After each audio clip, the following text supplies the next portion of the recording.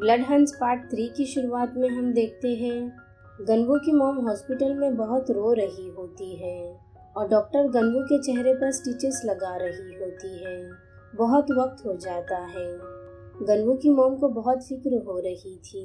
कुछ देर बाद गनवू बेड से उठता है। वो अपनी मॉम के पास जाता है और उन्हें आवाज़ देता है। उसकी मॉम उससे माफ़ी मांगती है। गनवू कहता है कोई बात नहीं, सब ठीक है। वो अपनी मॉम के साथ हॉस्पिटल से बाहर आता है। अब अगले दिन वूजिन हॉस्पिटल में बाहर बैठा होता है और गनवू अंदर डॉक्टर के पास होता है। डॉक्टर उसे ये दाग हटाने के लिए लेज़र ट्रीटमेंट करवाने कहती है, मगर वो एक्सपेंसिव होने की वजह से गनवू मना कर देता है। फिर वो बाहर वूजिन के पास आता है। वूजिन उसे जख्म दिखाने कहता है। गनवू उसे दिखाता है। ये देखकर वूजिन हैरान हो जाता है। वो पूछता है कितने टाके लगे हैं। गनवू बताता है 30। वूजिन को बहुत गुस्सा आ रहा होता है। वो गनवू से कहता है पुलिस को बताते हैं। गनवू को याद आता है किम ने उसे कहा था अगर पुलिस के पास गए तो माँ को खो दोगे। गनवू वूजिन से कहता है मैं नहीं जा सकता, माँ की जान को खतरा हो सकता है। फिर वूजिन बताता है कॉन्ट्रैक्ट में लिखा हुआ है जब तक लोन पूरा खत्म नहीं कर देते तब तक हर हफ्ते अमाउंट का 10% देना होगा। तुम्हारी मॉम ने 50 लाख उधार लिए हैं, मगर उसकी फीस ही 5 लाख है और अगर एक बार भी मिस कर दिया तो वो डबल हो जाएगी और इंटरेस्ट भी 10% से 20% हो जाएगा। और उन लोगों ने ये फाइन प्रिंट में लिखा हुआ है ताकि किसी की नज़र ना पड़े। ये धोखाधड़ी है, कोई भी बच नहीं सकता था। गनवू पूछता है अब हम क्या करें। वूजिन कहता है जल्दी से जल्दी लोन चुकाना होगा वरना इंटरेस्ट बढ़ता जाएगा। ऊपर से तुम्हारा घर भी गिरवी पड़ा है। गनवू कहता है इतना पैसा नहीं है मेरे पास। वूजिन कुछ सोचता है। वो कहता है पहले कुछ खा लेते हैं, चलो। वो उसे लेकर एक छोटे रेस्टोरेंट में जाता है।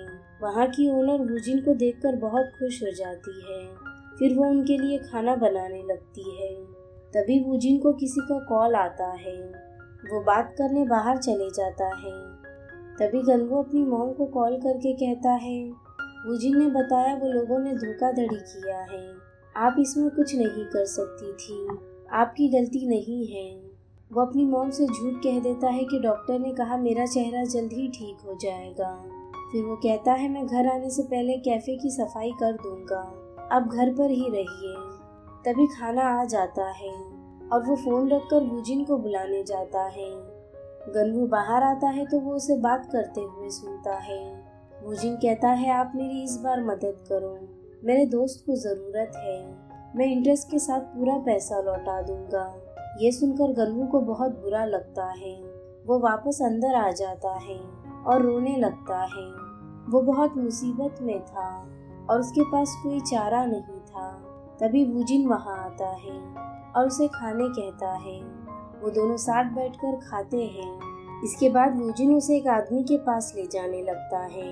उसे देखकर वह आदमी कहता है इतने साल गायब रहा और अब डायरेक्ट पैसे लेने आ गया।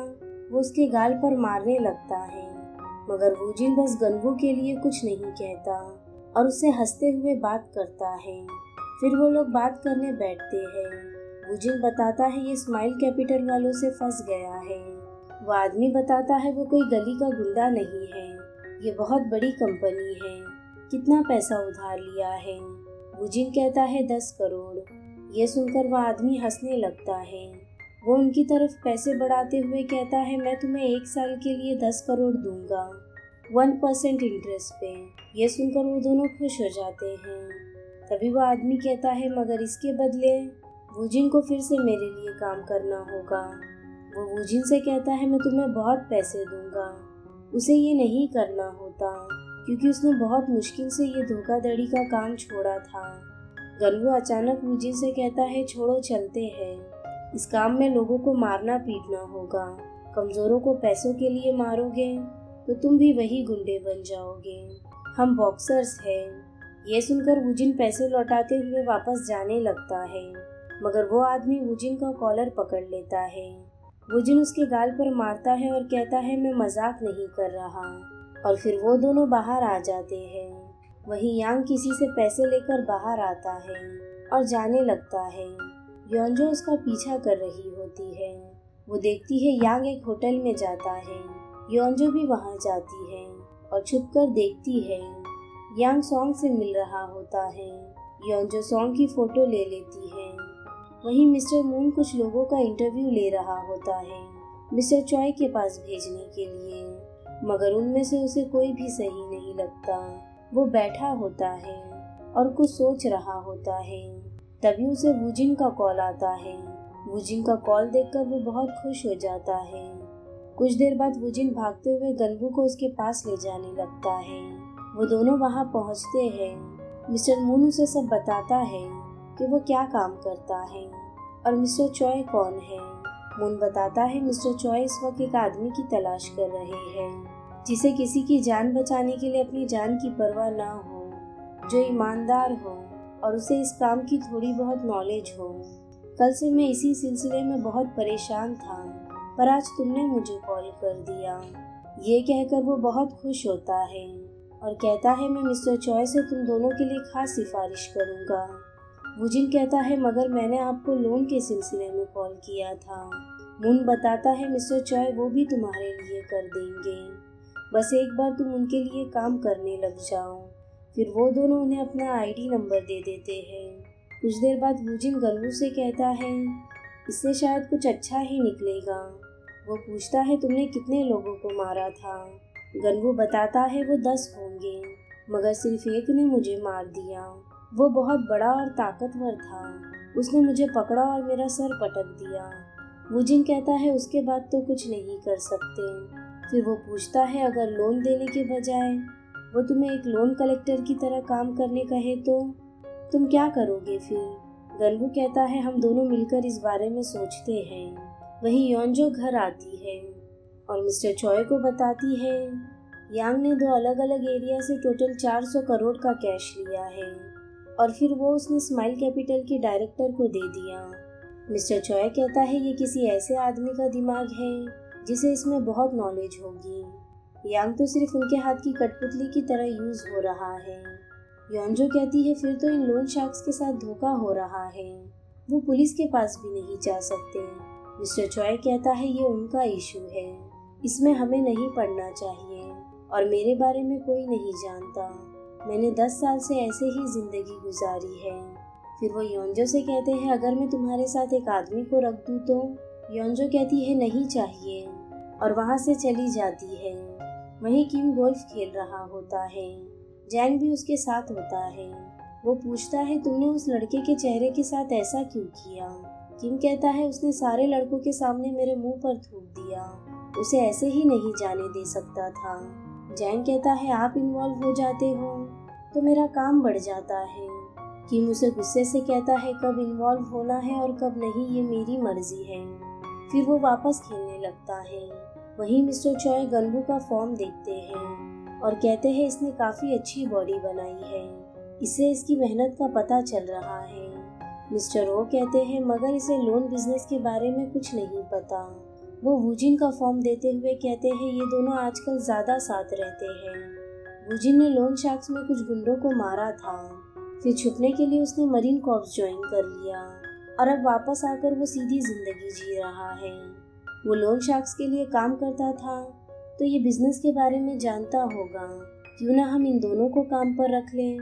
मिस्टर चॉय कहता है पहले मैं गनवू से मिलना चाहूँगा। वहीं गनवू और वूजिन एक सुशी होटल में पहुँचते हैं। वहाँ का ओनर गनवू को अकेले अंदर जाने कहता है और वूजिन को वहीं रहने कहता है। वूजिन उन दोनों को देखकर घबरा जाता है। वो दोनों किसी गुंडे से कम नहीं लग रहे थे। वहीं गनवू मिस्टर चॉय से मिलता है। मिस्टर चॉय उसे चोट के बारे में पूछता है। गनवू कहता है कुछ गुंडों को रोकने में लग गई। मिस्टर चॉय कहता है एक जमाने में मैं भी लोन शार्क में हुआ करता था, बहुत वक्त पहले छोड़ दिया। अब मैं बीमार लोगों को बिना इंटरेस्ट के पैसे देता हूँ। मेरे पास एक लड़की है जो मुझसे ये काम सीख रही है। मेरा उससे कोई रिश्ता नहीं है, मगर वही सिर्फ मेरा परिवार है।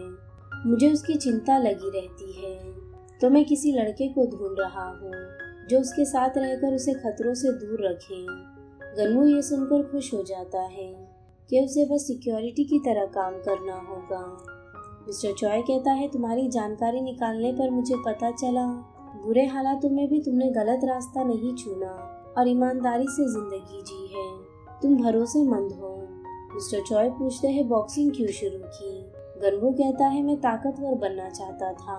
मेरे पापा बचपन में मेरी माँ को मारा करते थे, बस इसीलिए। अब वो हमारे साथ नहीं रहते। मिस्टर चॉय बताता है, बचपन में हमारे फसल खराब होने की वजह से हम जमींदार का किराया नहीं दे पाए, तो जमींदार ने अपने गुंडों को भेजा। उन्होंने मेरे पापा को मार मार कर अधमरा कर दिया। हमारे पास हॉस्पिटल ले जाने के पैसे नहीं थे। कुछ दिन बाद पापा की घर पर ही मौत हो गई। तभी से मैंने सोच लिया था मैं बहुत पैसे कमाऊंगा और गरीबों की मदद करूंगा। मिस्टर चॉय कहता है कि तुम्हें कुछ नहीं कहना। गनवू कहता है, मैं बातें करने में इतना अच्छा नहीं हूँ। कुछ देर बाद वो बाहर आ जाता है और खुश होता है कि सब अच्छा रहा। अंदर मिस्टर चॉय ओनर से कहते हैं, वो अच्छा लड़का है। मिस्टर चॉय जाने से पहले मिस्टर रो से कहते हैं, शायद उसे पैसों की जरूरत है, आज ही वो पूरी हो जानी चाहिए।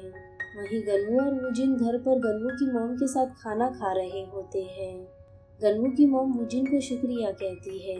वुजिन कहता है, दोस्त के लिए इतना तो कर ही सकता हूँ। तभी कोई दरवाजा खटखटाता है। गनवू देखता है वहाँ मिस्टर रो है। वो बाहर जाता है।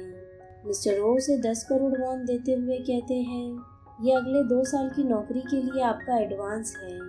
गनवू हैरान हो जाता है और वो ले लेता है। मिस्टर रो उसे कल से काम पर आने कहकर वहाँ से चले जाते हैं। पैसे देखकर गनवू बहुत रोता है। उसे भरोसा नहीं हो रहा था कि उसके पास पैसे आ गए। वो खुशी से रो रहा था। यही पार्ट 3 एंड होता है। वीडियो पसंद आया हो तो लाइक, शेयर और सब्सक्राइब जरूर करना। मिलते हैं पार्ट 4 में।